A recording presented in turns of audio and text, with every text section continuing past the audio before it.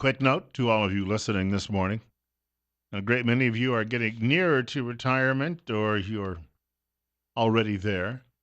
Still doesn't mean you shouldn't be planning because obviously people live a lot longer than they used to. And sometimes people retire and for the next 40 years, they have to figure out how they're going to afford to live. Or you've got young kids and they're going to grow up and go to college. So for those of you who are younger, how do you plan for that? And just want to remind you, our good friends at Waddell and Reed have been helping you make those plans. Good gosh, for nearly 80 years. Since 1937, they offer two mutual funds. Most firms only offer one, and they were among the originals offering mutual funds in this country. And this is not a gamble. They're not going to say, well, all right, my brother in law has got an idea for building some pie in the sky project. They're going to use tried and true investment instruments to try to help you prepare for the future. And we should point out, too, that they take an individual approach. The idea is that you come through the door. This is not cookie cutter. Your needs and wants differ perhaps from the guy who's sitting in the office already. So they'll build that plan individually for you, help you manage the money, and they take the planning personally. I mentioned Chris Anderson coming in this morning. I don't know if he rode the bicycle or not. It might be a little chilly outside for. Did you? It's not about the chili, it's about the icy. I don't have a problem with the cold. You can always add more layers, but when it's icy like that, I don't want to play skating rink with the cars. So, And when I used to actually ride in cold weather, I remember I had a pair of sneakers that had webbing in them instead of they weren't leather. And, I wouldn't think about it when I would first leave. yep. But after about half an hour, when your toes are like ice blocks, Oh yeah.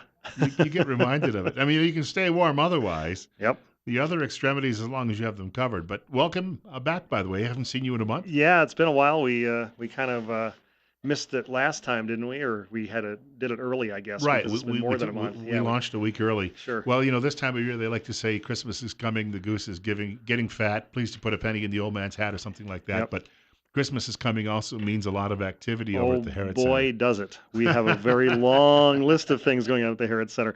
Well, first and foremost is our store sale. If you're looking to get, Christmas items, everything from stocking stuffers to bigger gifts, we got a store sale. 20% off everything over $5 with some exceptions like the telescopes, because frankly, we don't make much money on those anyway. But, it's funny. I was in the other day and a woman was like, oh, I thought about getting a telescope. I said, well, we sell them. She was standing like 10 feet away from the telescope. She said, oh, I had no idea. It's like they're right there. So, so yeah, we've actually sold quite a few telescopes, and we've got really a bigger range of prices on them than we've had in the past, especially on the low end. If you're looking for, affordable telescopes, again, those aren't on sale, but they're really, they start as around $65. I mean, and those are for a good scope, not like some of these El Cheapos you're going to find. These are good quality, but anyway.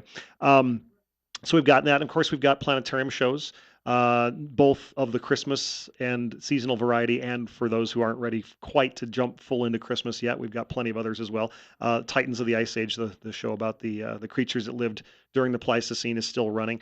But we do have the three Christmas shows: Let It Snow, Star of Bethlehem, and Longest Night, which is technically more a seasonal show than a Christmas show. And then others too. There's a total of 8 shows on the schedule right now. And so probably the best thing, rather than have me try to read times off, would just have folks go to the website, Go to or the website, yeah, yeah. go to the Facebook page, find it there. And of course, from a observing the skies standpoint, lots of opportunities too. Now that we're out of daylight saving time, we've got 2 Tuesdays a month. We call those Telescope Tuesdays, and so they're always on the second and fourth Tuesday. So that'll be the 13th and the 27th. And of course, it's getting dark pretty early. If you've been out at all and looking toward the western sky, you see brilliant Venus out there. Mars is also in the sky right now, and those will be a couple of our targets for our upcoming Telescope Tuesdays. We've got our monthly free star party this Saturday, if you don't want to pay the $1.50 for Telescope Tuesday. But that'll be this coming Saturday night, and we'll go from 6 till midnight as long as the skies are clear. Honestly, I haven't looked that far ahead on the forecast to whether. Frankly, I generally don't believe any forecast that's more than 5 days out anyway. But Yeah, even meteorologists tell me that it's dang near impossible to yeah, go beyond 3. yeah. So I know much of the week the weather's not looking great, but there were a couple days last week when they said it was going to be terrible, and I walked out and it was beautiful, clear sky. So you never know. We'll see when we get closer. Um, and then I should also mention, while we're still talking astronomy, that our eclipse tour is still taking reservations, but not for very much longer. In fact, we're taking 2 full-size tour buses. There are now fewer than 30 spots left. We've already filled up And this is for next This August. is for next August, and I'm sure you've started to hear about some of the talk about this. This is people are calling it the astronomical event of of all time. I think that's maybe a little bit of an exaggeration, but it is not an exaggeration to say that this will be the most watched total solar eclipse in human history. Simply because it is going to be going over so many populated areas. Is going to go from the Oregon coast to South Carolina. It's going to go across major metropolitan areas like St. Louis and a few others through the Midwest. But we're actually in the kind of the catbird seat. We've got some of the best prospects for clear skies right here in Idaho. But you can't see it total if you stay in Twin Falls. You got to travel a little bit, and the path is going to go from Weiser to Rexburg. Idaho Falls is bracing themselves for some estimates are a 500,000 people descending on That's Idaho 10 Falls times that the day. population. Yeah. Yeah. Just for that day for the eclipse. So, if you don't already have a spot picked out, you may be running out of time at this point. Well, we've already got spots. That's like King County, Washington coming to Idaho Falls Yeah, for a day. pretty much. Yeah. So we have a complete package. We take care of everything for you. We've got transportation, mid morning snack,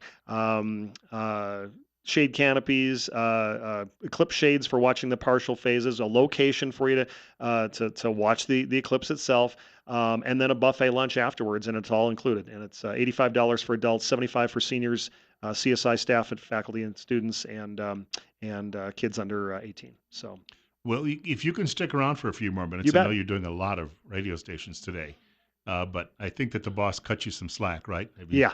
Yeah. We got more with Chris Anderson coming up from the Herrett Center at the College of Southern Idaho. It's 9:30. It's 22. Bill Colley with you as well on Top Story on News Radio 1310, KLIX and News Radio 1310.com.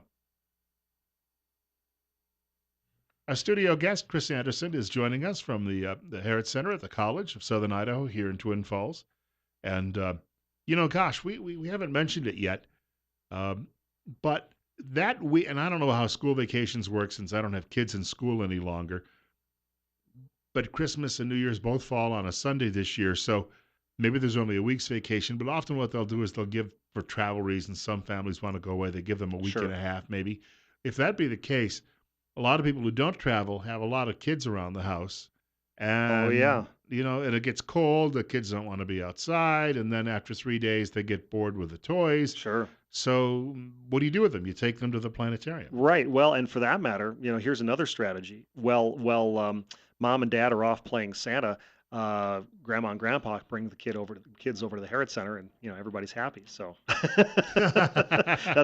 that's a strategy very commonly employed that we see this time of year. So And yeah, you can spend a day there, and mom and dad can, take care of all of the work they have to do with him. exactly. Yep. See, there's a wonderful idea. Yep. Just so much going on this time of year. Yeah, and I've mentioned a lot of the astronomy things. One I didn't mention, which for good reason, is this month is one of the strongest meteor showers all year, and a lot of people aren't aware of it because the one that most people are familiar with is the Perseid shower Mhm. in August.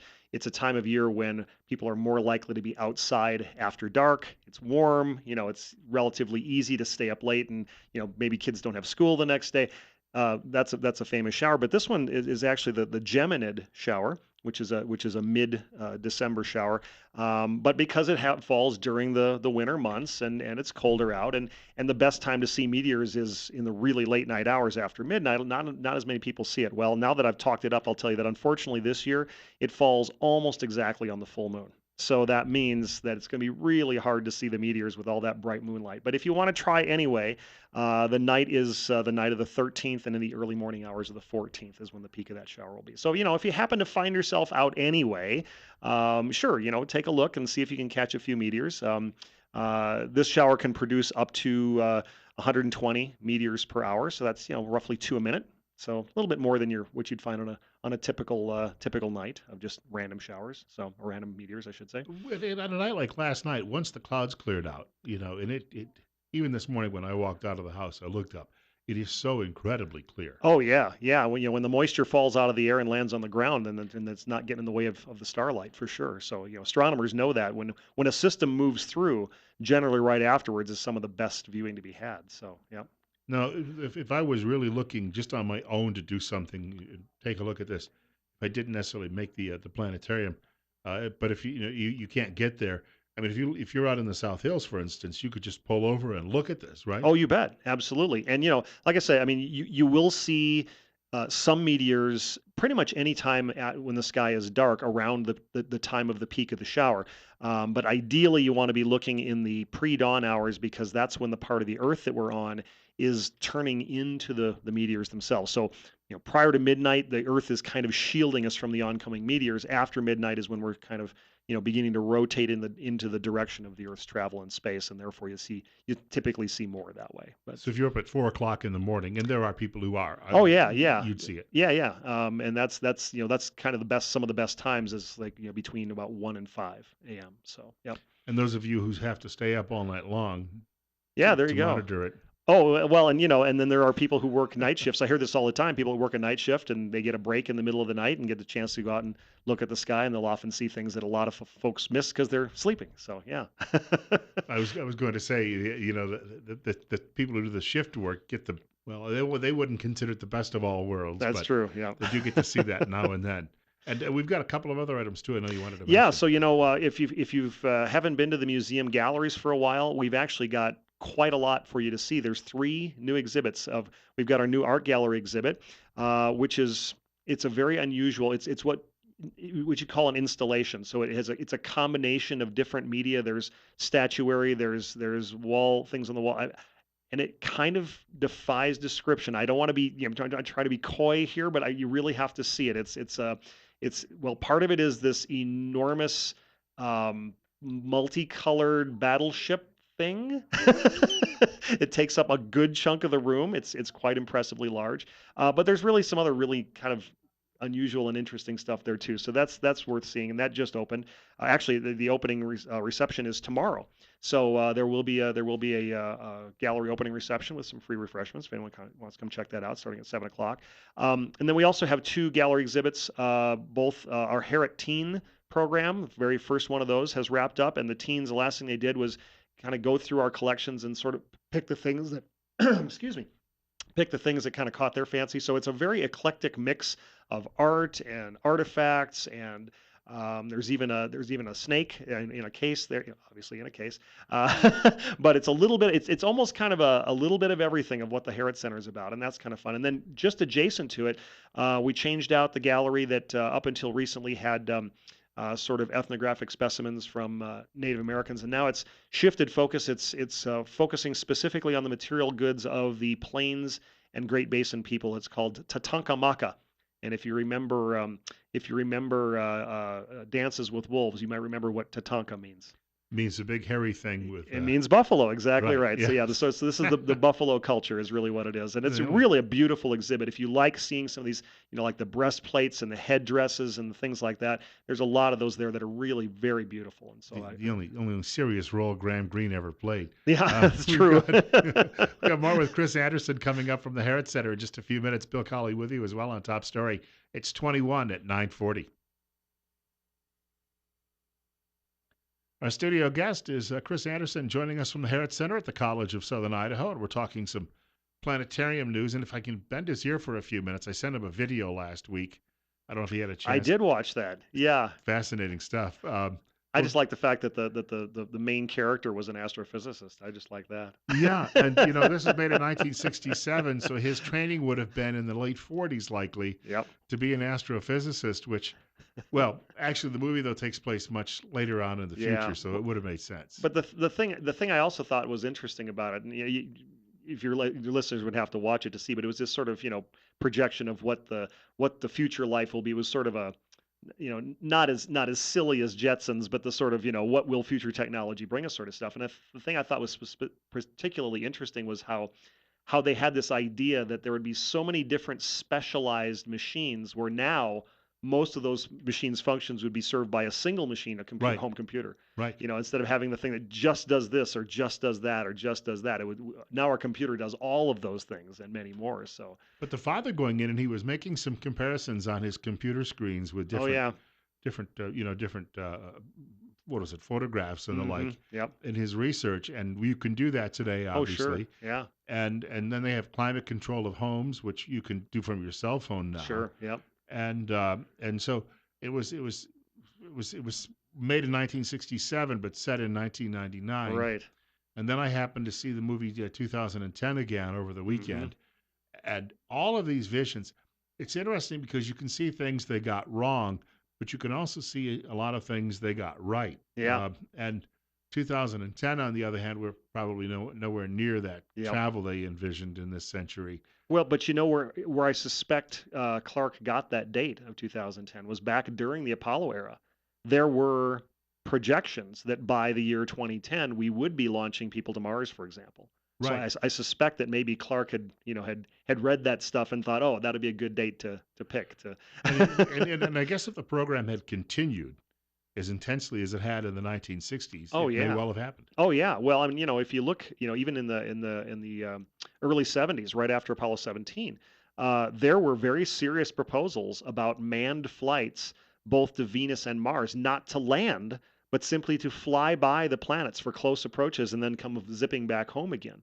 But not with space probes, but with astronauts actually on board, and they were actually making the plans for doing exactly that with a hardware that was very Apollo based hardware. So yeah. Today we wouldn't have to deal with that at all. And the computers that they use to actually put men on the moon compared, they'd fit in your cell phone today, Oh right? yeah, absolutely. And what a lot of people don't realize too is that much of the computing power of the moon lander wasn't on board the moon lander. There was no way to do that, and so they had big computers back at NASA that were in constant communication with the relatively simple computers on board the LEM and the service modules. Simply because it would have been impractical to try to haul all the computing power needed to the moon to do all what was needed self-contained. So. And Armstrong and Aldrin had said that in the LEM that foil was really just foil that you could have put your foot Oh through it. yeah, yeah, yeah. Not much thicker than aluminum foil. So yeah. Very dangerous work. What was Aldrin doing at the South Pole? Do you have any idea? I was reading. Shoot, I read about it. Now I've forgotten exactly what it was because I was so focused, obviously, on his health issues. And as soon as they said that he'd fallen ill, my first guess was, I wonder if it isn't altitude. And sure enough, that's what it turned out to be was altitude sickness. So, but yeah, I think it was. I think it was. It was something to do with a climate initiative, but I don't remember exactly what it was. I read it, but yeah, like I say, I was so I've focused on the seen the health aspect of it. So, pictures from some of those bases in Antarctica, hmm. and they are. Let me put it this way: even though they have areas where you can stay warm and decompress, it's not fancy by any Oh no, means. And an it's 87-year-old man there yeah, is a challenge, I would yeah, assume. yeah. It's very Spartan living conditions there. Yeah, for sure. We've got a couple of other things I know you wanted to mention Yeah, going on one at the yeah, planetarium and the just one museum. more actually, just specifically in the museum. Of course, we're in the season now of our Herrett Forum lectures, and anyone who's gone to the Herrett Forum lectures knows that when December rolls around, every year we have the same lecturer because he's been so popular year after year, and that's Del Parkinson from BSU, who piano player, and so he delivers a combination of piano performance and lecture, and that'll be on the night of the 14th. They're always on Wednesdays. That'll be on the night of the So he's 14th. sort of like the Mark Russell of science. Yeah, a little bit. But yeah, he always does a great job, and it's always very entertaining. And like I say, it's kind of a December tradition for us now, and it's so that the title of it is Once Upon a Time, but I don't really know any more about it than that. So I suspect it'll probably be, music. I'm just guessing here. I don't know, maybe Peter and the Wolf, something like that. That that has a fairy tale or a story that goes along with it. But I'm sure he'll explain it as he always does with such panache. So, People who are looking for the website where they can find a lot of these details, obviously, there's a long address, but if they just Google or use a oh yeah, Bing or whatever, a search if you put engine, in Herrett, Herrett, we will be the first hit you'll get. And of course, you can always follow us on Facebook. We're on Twitter as well. We don't hit Twitter a lot, so if you're worried about having your Twitter feed just swamped with stuff from us, we don't do that. We put on just every once in a while when there's something particularly going on, but we don't have daily Twitter tweets going out. So. But yeah, you can do that, and you can also call the information line 732-6655 for museum information, or for the observatory 732 Moon. So as one of my old bosses said, nobody really has time to look at their Twitter feed all day long. yeah, exactly. It's So just that there's so much there that I don't ever realize. Twitter, I think, matches you through an algorithm to other people in your timeline sometimes that I don't even follow. So I see things there and wonder where did that come from? Oh yeah, yeah. Some years ago, I took a uh, seminar in how to use social media to promote museum events and that sort of thing. And so they had a bunch of us just add each other to our Twitter feeds. And now I'm constantly getting these things of, don't you want to follow so and so because they followed someone else that you followed? And it's just yeah, some of them are Who? pretty far flung from who I would want on my Twitter feed. Not nothing bad, but just like I'm not particularly interested in that. So. And I get these state by state. Like if I follow someone who's got a think tank in a state, then I get dozens of other think tank Oh, sure. listings that Yep. I can, and it'd be, if I had 100-hour days, I'd Yeah. probably do it, but I don't. We were talking a little bit about that movie and the book that preceded it, 2010, which was the second in the series Yeah. because Yep. 2001 came first. And so by the time the movie was made as the follow up to the book in the early 80s with Roy Scheider, Yep. we still had a Soviet Union. And so there was a belief. So that's still reflected in It 2010. The is. prediction is Yep. which there is no Soviet Union. Hmm. But last week I read where the Russian Space Agency is considering now manned missions to the moon. Yeah, I'd heard that too. Now that being said, I've heard those sort of noises from the Russian Space Agency every few years, and it's almost as though, I don't know how serious they are about it. It's almost though they want to just seem like they're more in the game, seem like they're more, trying to be more cutting edge. Because if you think about it, the Russians really, compared to what they used to do, their space exploration has gone been cut way back.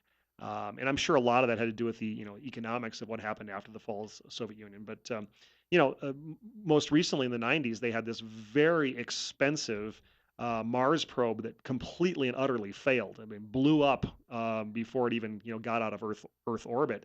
And ever since then, they've been kind of on their heels in terms of They exploration. lost So a rocket last week, in fact. yep, yep, and that was, not as big a deal in terms of a cost thing, but yeah, I mean, one of the resupply missions to the space station was lost, which was kind of surprising because, you can, if nothing else, you can say about the Russians, they've stuck with technology that works, and so it has tended to be pretty reliable. So that was a little bit of a surprise. I'll be curious to see what they determine the problem was, if indeed they let us know. But yeah, I mean, it's been a little strange if you look back at the history of space exploration by unmanned vehicles. The Russians, in the early days of the space race, they were flinging stuff at Mars left and right. They of course they did the most extensive exploration of Venus, um, and it's really almost non-existent now by comparison. They will occasionally piggyback a probe on someone else's launch. That's one of the things they've done in recent, but they really haven't had any really big budget, completely Russian space missions. For quite a long time. Like I say, since that big one in the 90s that failed. And then there was one before that as well that got all the way to Mars, was supposed to land on one of the moons and failed there as well. So they've kind of gotten out of the space exploration biz in a big way. Space station's been pretty much their whole space program. So The Chinese actually looked like a few years ago they were going to be heavily involved, but since they launched a man into space, nothing has really happened. well, now actually, Bill, they just retired their first sort of prototype space station, Tiangong 1, and just, I think it was last month or maybe the month before, launched its successor, Tiangong 2. And astronauts, actually, sinonauts is the technical term here, were actually did go up and visit Tiangong 2. Now, it's nothing close to the International Space Station in terms of size. It's not something where astronauts can stay permanently. They basically go visit for a while and then come home and leave it unmanned, unlike the space station, which is permanently occupied. But they are definitely sort of making their way towards having their own larger space station. Whether it's going to be comparable to the ISS or not is remains to be seen. But yeah, they're still actively pursuing manned space flight. So India, as well as I understand, is has some similar ambitions. oh yeah, and India, of course, had a really successful Mars mission. Their very first attempt to send a probe to Mars was successful. It's an orbiter, not a lander. Landing's a lot harder, but yeah, they've actually been quite successful. They've had successful moon missions and Mars missions now. Depends So on how you want to land. Yeah. Yes, you want to land and actually still do research. Yeah. You can always slam something into the planet, Yeah, right? and it depends on how big a thing you want to land too. I mean, look at Curiosity. It's the size of a minivan, and it took this 7 stage landing procedure to get the thing on the surface. And thank goodness they did such a good job. It's still rolling around up there. But when we talk a little bit about all of these advances that are being made, I think that the one thing that I remember, and it may have been Michio Keiko, who is that how I pronounce that, or Keiko? Michio Kaku. Yeah, Yeah. he had a breakdown on a program a few years ago where, and of course he's everywhere. I think ubiquitous is the word, but Yeah. he's happens to be everywhere it seems. And he was talking about how in the future there'll be you'll be able to get some travel into distant space through solar arrays. And I was just also reading last week that within just the last 6 months, there have been tremendous advances made in solar collection and the ability to turn that into energy and power. Hmm. Okay. Well, I guess I'm not as familiar with that because part of it is it's one thing to be able to produce a solar panel that works well on Earth. It's another to be able to make it work well in the very harsh environment of space with the huge temperature extremes, with the other types of radiation impinging upon it. So, I don't know whether what you had read was specific to space technology, or whether it was just Earth-based stuff. But yeah, that was the stopping point for a long time of getting good solar panels into space is whether or not they'd work efficiently under those really extreme conditions. So And obviously, the more distant you get from the sun, the less ability you're going to have to take advantage of that. absolutely, and that's why the Pluto probe, New Horizons, that flew past Pluto last year, was powered not by solar panels but by Idaho-grown plutonium right up from up the road at INL. Was what kept the spacecraft running. Still running. In fact, it's on its way now to a second object out there in the Kuiper Belt, and it'll be get there in 2019, I believe. So yeah, and it's still being run by Idaho plutonium. So Or you reference Earth-based solar panels, and there are some great advances there that obviously we're probably looking at. I just everything I read, I go to the Real Clear site in the morning, and mhm. I'll hit science or energy, and there's usually a dozen stories Hmm. updated every day, and I am just fascinated because people think sometimes, well, Bill, you're opposed to this sort of stuff. I'm not. The fact of the matter is, like everybody else, we want the cheapest, most efficient way to do things. Yep. And it seems we're making strides, leaps and bounds in some of these technologies that just 3, 4, 5 years ago we thought might be decades away. Yeah, now the concern I have is that a lot of the solar panels that are available in the market now are Chinese built solar panels that simply don't have the longevity that a lot of the panels made in other places do. So you can get them cheap up front, but they might actually end up costing you more in the long run since they start losing their efficiency after a few years compared to panels made a little bit better in other places. So it's not just a matter of upfront cost too. So I'm always telling people, say if you want to go solar, do your research. Make sure you know whether this is a panel that's going to still be there working well for you 10 years down the road, or whether you're going to have to be looking at replacing it after that length of time. And So, then last week I was reading about atom smashing and some of the latest developments going on there to release oh yeah, energy. yeah. Well, and then if you're talking about fusion reactions, yeah, there's Right. there's there's been some really exciting stuff in fusion lately. In fact, one of the techniques for doing fusion, and just to explain, fusion is the process of combining, usually combining hydrogen together to make helium and releasing energy. Same thing that goes on inside every star, including the sun. And trying to do this on Earth is a very difficult thing. You've got to make the temperatures and pressures really high. But there actually was a technology that had been more or less abandoned back in the 1970s as being impractical, and they've now worked out a new way to try to make it work again. And and the Germans have had some really promising early results of that. So we may yet see commercial fusion. The running joke in physics is that commercial fusion is 20 years away, and it always will be. But who knows? Maybe someday someone's going to make that breakthrough so that 20 years clock will actually start ticking for once. Quickly, the website for people who'd like to know more. Yeah, herrett.csi.edu. That Herrett has two R's and two T's. All right, I want to thank Chris Anderson for joining us this morning. We've got a break for news coming up in just a moment. It's 21 at 9:59, and the Rush Limbaugh program will follow that at 10:06 roughly this morning. And God willing, if the creek don't rise, I'll be back tomorrow morning just after 8 o'clock news.